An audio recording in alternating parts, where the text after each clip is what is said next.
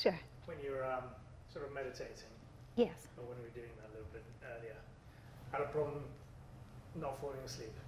No, yeah, that's okay. How do you come back awake? No, that's okay, because even when you, like, you know, they call them power naps, and you, sometimes if you just have like a few minutes, you can actually change your whole thing. It doesn't matter. If in the beginning that's what happens, it happens. That's okay. And you'll find that with practice, as you do it more and more, you won't. You'll actually, especially when you start to get your visions in there, you'll actually get quite excited about them. And because you'll start to get ideas, because what happens is when you first start to bring, you're kind of stretching that muscle to bring them in, because it's a muscle that hasn't been used. Just like you go to the gym, you know, after a few weeks you get hooked, you want to do more and more. And so with this, what happens is you start to get ideas. So you go into that moment and you get an idea, call this, email that, do this, do that. And so it's great, because when you get the guidance from something like that, it never has the what if, I could have, I would have, I should have. It doesn't have that. It feels really like a pull. And you know, that's sort of the difference between sort of motivation and inspiration. Motivation is like, let's make it happen, and inspiration is like you're just being pulled. And a lot of times, I mean, all the time actually, success stories, like true success, in the sense that success on your terms, what's really meaningful to you and what for you feels like success, is a series of little baby steps, and they become cumulative. So it's never, you know, it's never something that if you want the success tomorrow, forget it, it's not going to happen that way. It's going to happen a little step here, a little step there, a little step, and they add up and they add up, and eventually you're there. And you're like, how did I get there? It was just a series of events. And this is what you get in those moments when you quieten the mind. You'll get send that email, make that call, and you'll get the ideas of what to do next, this step, that step, that step. And then you just add the steps, you just transact on them, because if you get the step and you don't do anything about it, you know, it's kind of a wasted idea. And you don't know, because sometimes you might get 10 ideas and maybe one out of the 10 is the one, you know. So you just have to be open to that sort of dance where the ideas are coming through and you're like trying them out. And in the process, because when you're very on purpose and you know this is where you want to go, you cut out the drama and you cut out the that sensitivity of like, oh, I got a rejection here. It doesn't matter. That's where I'm going anyway, and it doesn't matter. This is one way there, you know. And so you develop that perseverance, which if you're a bit flaky about it, so that's where the mindset's very important, because you've put it in there, the image is there, it's starting to get real to you, you're like, I'm going there.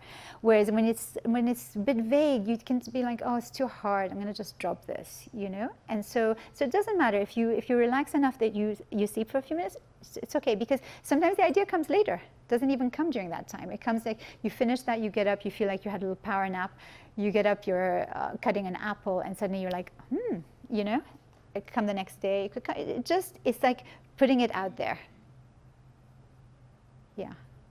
But even if you get those few moments of like, oh, you've like rested your brain, which is the important thing. And our brain is, it's like I said before, it's neutral. So it's up to us. It's up to us to feed it what we wanted, where we wanted to go, what we focus on and we're excited about, we're going to create. And the journey and the tough bits and the whatever is complicated along the way is just saying, do it better, do it differently, raise the energy. You can do better. You know, it's kind of like think of it as your life is your coach. It's kind of like it's giving you the guidance, right way, wrong way. Yeah, getting warmer. Try it again. You know. Because I don't think we learn that whole perseverance thing in our education system. It's so our confidence can be quite shattered. You've got to open your mouth and say something really spectacular, or otherwise you just, you know. And that's why coaching took off in the US so much quicker than it arrived. Now it's like arriving here, and it's empowering, because, you know, like going to a therapist sounds a little bit like you're going to go rehash your problems. But the coaching business is empowering because it's kind of like athletes have coaches, and so it's like, let's get this vision, let's make it happen, you know. So I think you can actually do the dance with life and get the coaching, the intuition from inside. And that's the most powerful, because when we were teachers, when we were learning how to do the whole Montessori thing, the idea was not that the kid is totally, you know, in love with us at the end of the year and can't leave. The point is that the kid learns how to do it on their own, and they're like, we've equipped them with that's essentially what education is. You want them to be empowered to go do it, and not to need you to do it. Right. Yes. I mean, the positioning that you discussed and you're putting forward is that it's a matter of balance with yourself, is energy, increasing the energy, and meditation, things will happen, solutions will come, all that. Yes. A lot of people, actually, the whole system of education is very much about you have to study hard, learn a lot, Yes. work very hard, plan very hard, all this kind of area, which I'm not saying they should be mutually exclusive, but it's another set of things that generically people are taught to, which they are the tools to help them achieve things. Totally. So there is potentially, I'm not saying they're not complementary, but there's a potentially completely different avenues. Yeah, I mean, it's both, because like I said, the success stories that inspire us, they're never easy.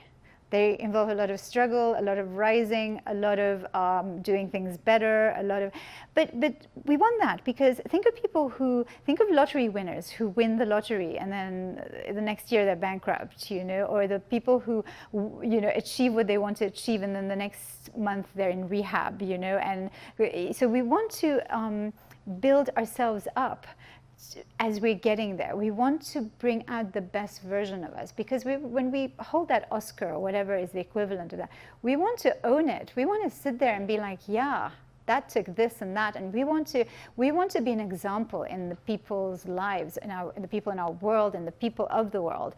And so they go together. I don't believe living a journey of being true to us is easy. I think it's much tougher, and that's why so few people do it.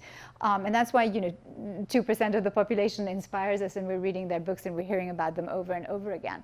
But I think we all have the potential for that. So we all come into the world with the same abilities to do our individual thing, whatever our individual thing. And that's where, you know, I remember there was this quote that was like, don't compare a fish to a bird, because then it will look like a failure because it can't fly or it can't climb or it can't. And so the point is, each one has their own set of unique qualities and talents and interests and abilities and passions. And that unique piece that is for each and every single one of us is our piece in the puzzle. And when we're not on it, we're feeling something is off, and that's when we're trying to fill the void with whatever, you know, with the drinking, with the drugs, with the sex, with the whatever. We're trying to fill a void because we're not feeling like we're reaching for something from the outside to fill that void. When we go inwards and we reclaim who we are, we reclaim our journey and what we hear, we fill that void. So we no longer need that whole alcoholic, shopaholic, chocoholic, whatever it is. You know, we're back. We're back. We're feeling satisfied. We're feeling. When I was in the world of finance, I was shopping a lot, and it was now I've kind of looked back on it, and I think that was my way of using my creativity, is that I put an outfit together in the morning and decide which shoes go with what. But the truth of the matter is that when I stopped and I started to do this, and I went, like I said, I went through education to get to here, learning about kids, seeing what happens, and that desire, that interest in just going shopping, it just wasn't there. It wasn't available. You know, it just wasn't interesting to me anymore. So when we can fill the void, we can find the thing that fills us, satisfies us, fulfills us, feels so good to us, feels like this is. It's like I think Steve Jobs said. He said, "You'll just know. Just don't settle. You'll know when it's your thing. Like all matters of the heart, you'll just know." So, but to know it, it's not a straight line. It's not like, but take the first step, and let the first step bring the second step, and let the third. And my journey was really like a bit of this and a bit of that and a bit of this, and I was interested in the brain, and then I went into all that neuroscience stuff. But it's all goes together. And when I left finance, I was like, why did I stay so long in that world? And now I work with people in that world because I know what it's like to do that work. So there's no mistake in the thing.